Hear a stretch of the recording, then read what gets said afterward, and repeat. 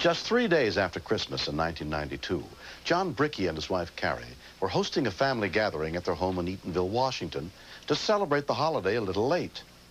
John had surprised his father, John Sr., with a very special gift. All right, guys, let's go about now. What he had given me was a hat. And there were keys in the hat. And out in his garage that was shut was a pickup. And it was mine. Bring it on up. The transmission leaked in it. And it was leaking real bad. Is that pretty close there? Bring it on up, okay? John was planning to fix the truck before his father drove it home. That look pretty good? Right.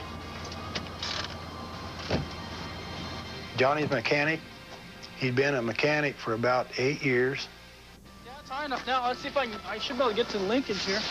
The emergency brake was on. It was in park.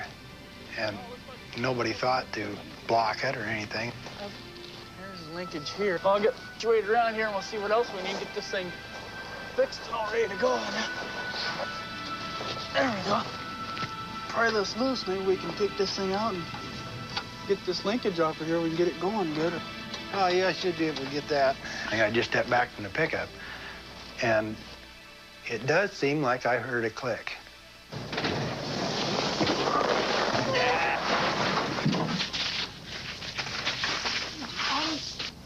I could see that it was smashing. Johnny, I couldn't find a pulse, and I couldn't find any breath. I just lost it. John's wife, Carrie, was inside with his mother and younger sister. And he's like, John's stuck. And I was like, he's stuck? Well, okay. And I was thinking his foot was stuck. Let's go. Let's see what's going on. And I just saw his feet were hanging out from under the truck. It was not a natural position for any human being. Oh, you gotta do it. You can do the address. Johnny! John, what happened? I was sure he had broken his back, and I was like, oh, my God, he's never going to walk again if he lives through this. Fire and medical aid? Yes, we have a medical emergency. A truck rolled on top of my husband. Okay, is he still under the truck? Under the truck. He's stuck underneath it. It was up on jacks, and the jacks. Okay, what part of him is stuck underneath of it? His back. Lakewood Fire Dispatcher Patty Heimsness took the call. She sounded real calm. I didn't think it was a great big emergency because she was so calm. Okay, my partner's going to start help now. I'm going to stay on the line until we find out if he's conscious and breathing. Okay. No, he's not conscious. Okay, I need to know if he's breathing. Find out if he's breathing, please. 1544 ALS. Man trapped under vehicle. Charity, you stay on the line. I can go out and tell if he's breathing. I knew that going schizo on him and just breaking down wasn't going to help John at this point. You can do it. You can do it. I had to be strong enough to get the things done that had to be done to make sure we were giving John every possible chance he had. You can do it. They're on their way. I felt guilty as hell. Harry went and bought this pickup for me. My pickup. I thought, why did this happen? Hey, take a couple real deep breaths for me, okay? You're doing good, and my partner's got help on the way already. He's not breathing. He's not breathing. Okay, listen to me. Listen to me. When they said he didn't have a pulse and he wasn't breathing, I knew then that he was dead. I mean, that's my big brother out there. And no heartbeat, not breathing. Pierce County volunteer firefighter Captain John Christian was paged from his home just up the street. Put my fingers right on his neck, and there was nothing. I kept feeling around. I thought, well, maybe I missed it. And there was nothing there. Then I got a little nervous, because there he was. There he was. You can't, there's nothing I can do. We have help coming. Okay, we don't want you to get hurt too, okay? Somebody... I don't care how much adrenaline you got. It's hard to move a 4,000 or 5,000 pound truck by hand. It was everything flashed in front of me that, no, this isn't good. This isn't happening. Johnny shouldn't be underneath this pickup because he knows he should have had it blocked, and he didn't have it blocked. Within 3 minutes of the call, rescue units arrived with the jaws of life.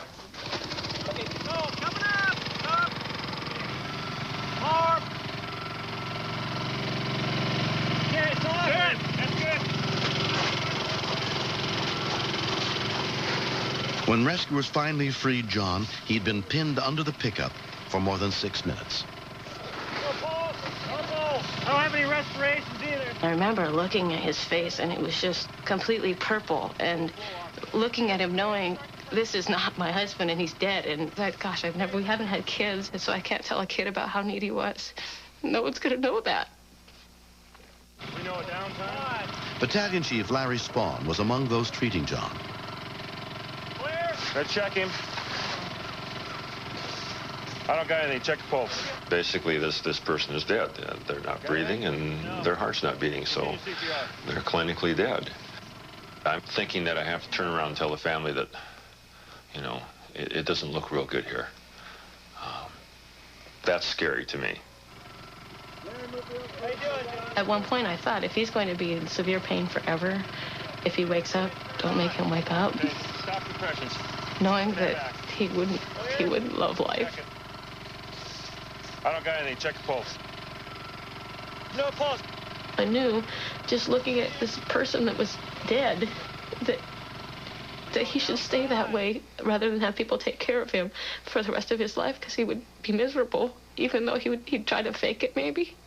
But I knew that he and I would both know that he was miserable, because he would share that with me. Thank you. Okay, we're doing good there. Keep going. If we're down to 20, we need to keep doing compression. I think I feel a heart. I've got a pulse.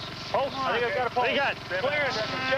We got something. Got it back. One more time. It seemed like they had just started CPR to me when he said, I got a pulse. Like he didn't believe it himself. 24-year-old John Bricky was admitted to Madigan Army Medical Center in a deep coma. Stable right now. I started going through things like, is he going to remember us? Because I knew that he had not had blood circulating through his body, so I didn't know if he was going to have brain damage. Okay. Okay. All right, thanks. Well, you're looking better than earlier. I was just talking to him because I heard somewhere where if you talk to people and encourage them, it helps them get better faster.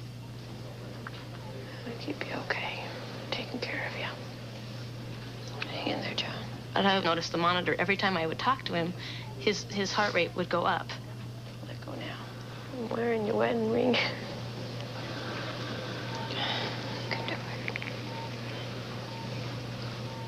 I just started crying. I was like, gosh, he knows who I am when I'm talking to him, even though he can't talk to me.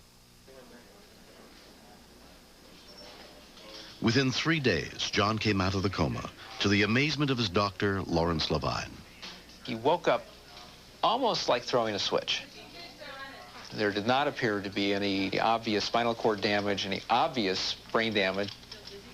It's as if he went to sleep for a prolonged period of time and woke up and says, hello, I'm here, I'm back. More than a year has passed since the incident. There's no brain damage at all. It's really, really amazing. The only thing that he doesn't remember that day, but that's a day I just soon forget too. I remember walking in. I didn't chalk the wheels, which, being a mechanic and that, I should have known better. I learned that the little things can really cost you if you're not cautious. John's a mechanic. He knows what he's doing. He screwed up. My brother called him Squash. He was just like, can I talk to Squash? I mean, it's just awful. It's really bad jokes came out of this. Which, for a while, I didn't find any humor in, but now I look back and it was kind of funny. What do you say, Squash? Hi, Kevin. Hi, how are you guys doing? Let's stop the meeting for a minute.